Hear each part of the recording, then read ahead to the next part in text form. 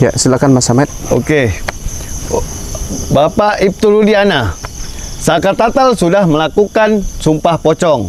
Bahwasannya dia memang tidak ada terlibat dengan kasus Vina dan Eki.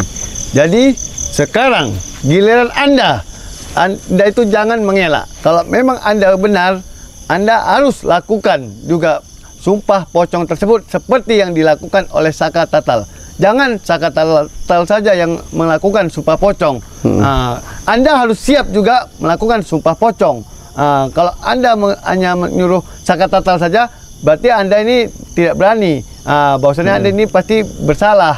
Ada hubungan ibaratnya ada yang ditutupi. Makanya Anda itu tidak berani. Maka itu kalau memang Anda berani dan Anda benar, lakukanlah sumpah pocong tersebut seperti yang dilakukan Saka Tatal. Kalau memang Anda berani, Saka Tatal berani melakukan karena dia memang benar-benar tidak ada terlibat dengan kasus pembunuhan Vina dan Eki.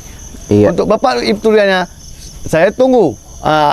Anda harus melakukan sumpah pocong itu. Iya, benar sekali. Mas Samet, ini kan Ibtu Rudiana ini kan sebetulnya dalam jumpa pers bersama Bang Hotman Paris ya awalnya. Betul. Ya, kemudian dia mengatakan bersedia untuk dilakukan sumpah pocong. Di mana kalau nggak salah beliau mengatakan 7 turunan akan berdampak ketika saya melakukan kebohongan atau kriminalisasi terhadap kasus Vina Cirebon. Nah, Mas Samet, kenapa panjenengan meminta Ibtu Rudiana untuk melakukannya?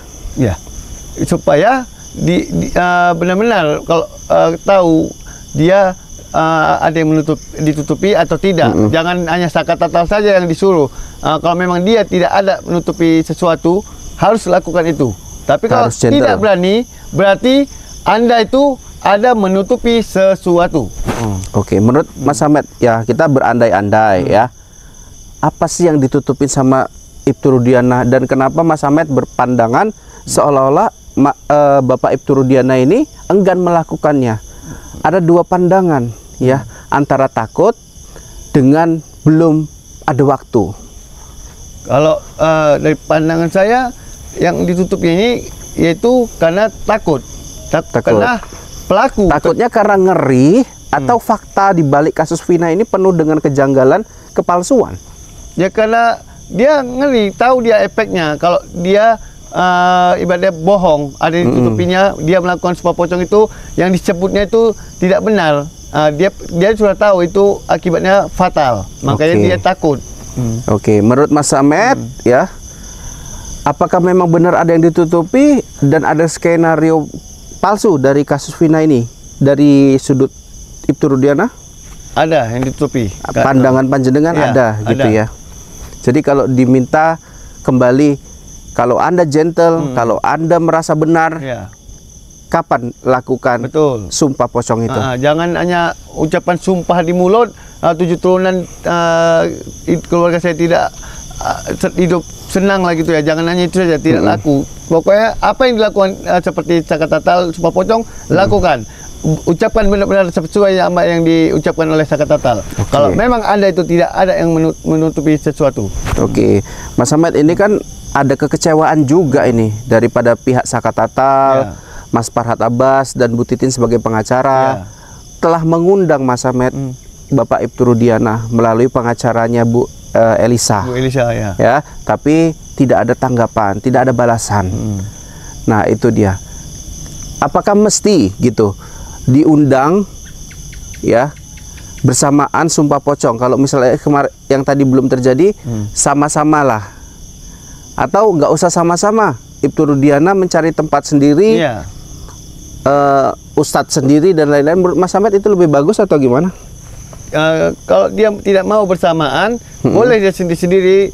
Tapi kalau dia mau mencari ustadz, tapi betul-betul ustadz ya, jangan ustadz-ustadz yang masih baru-baru jadi, betul-betul ilmu baru tunas gitu ya Mas Samet. Ilmu tinggi, dan kalau memang dia tidak pede gitu bersamaan ditengok rame, carilah tempat yang sesuai dan ikuti sesuai apa yang dijalani seperti Saka Tatal.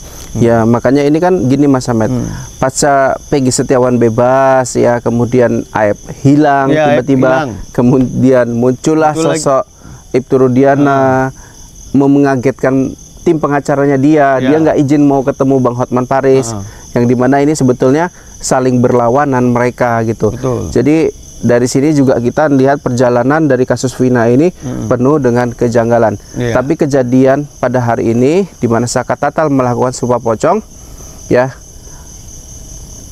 pandangan Mas Ahmed gimana? Saka Tatal melakukan sumpah pocong ini sendiri, dari Mas Ahmed dulu. Kalau nanti saya habis ini. Kalau pandangan saya, Saka Tatal melakukan sumpah pocong itu, ya dia benar-benar gentleman, dia berani.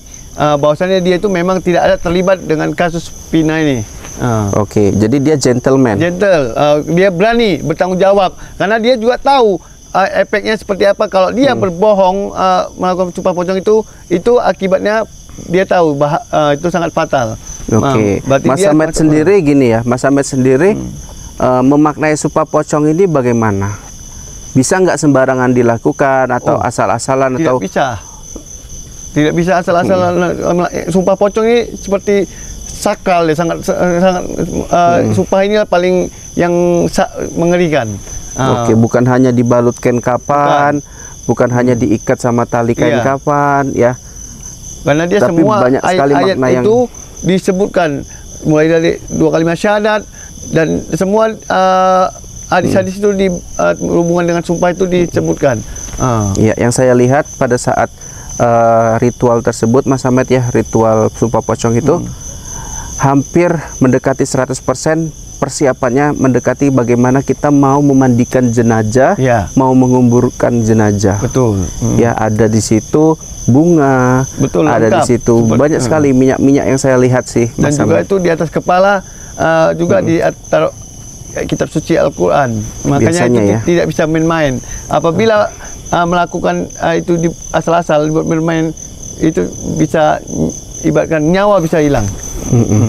Makanya kalau saya bilang ini kan sama kayak mubahalah, Mas Ahmed, ya, yang disampaikan sama Ustadz ya, dimana sumpah ini pernah dilakukan sama Nabi kita, Nabi besar Muhammad SAW, ya, pada saat itu fitnah yang beliau rasakan itu luar biasa. Sehingga dilakukanlah sumpah yang seperti itu. Sumpah jika dia berbohong, ya, maka dia akan diazab, ya, akan diberikan suatu bala dari Allah Subhanahu. Begitupun sebaliknya, ya. Jadi dari kedua ini, gitu. Tapi pandangan juga Mas Ahmed mengatakan sumpah ini juga nggak bisa sembarangan. Terkadang seperti Buya Yahya mengatakan pada saat hidup, ya, sumpah ini dilakukan. Kadang yang jujur dulu malah kena itu suatu suatu balanya. Betul. Sementara orang yang bohong di akhir hidupnya malah kena.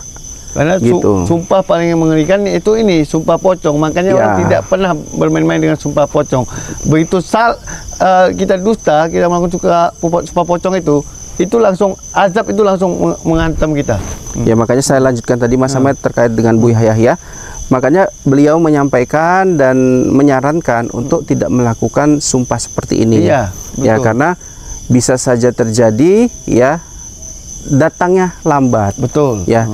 Jadinya nanti menimbulkan persepsi yang mungkin lain dari masyarakat seperti itu. Oke, mungkin kita sampai sini aja, Mas Ahmed. Satu pesan saya untuk Bapak Ibtu Rudiana, kalau memang Anda gentleman, lakukanlah sumpah pocong tersebut seperti apa yang dilakukan oleh Saka Tatal. Jangan hanya Saka Tatal saja, cuma tentang dia ibarat rakyat biasa.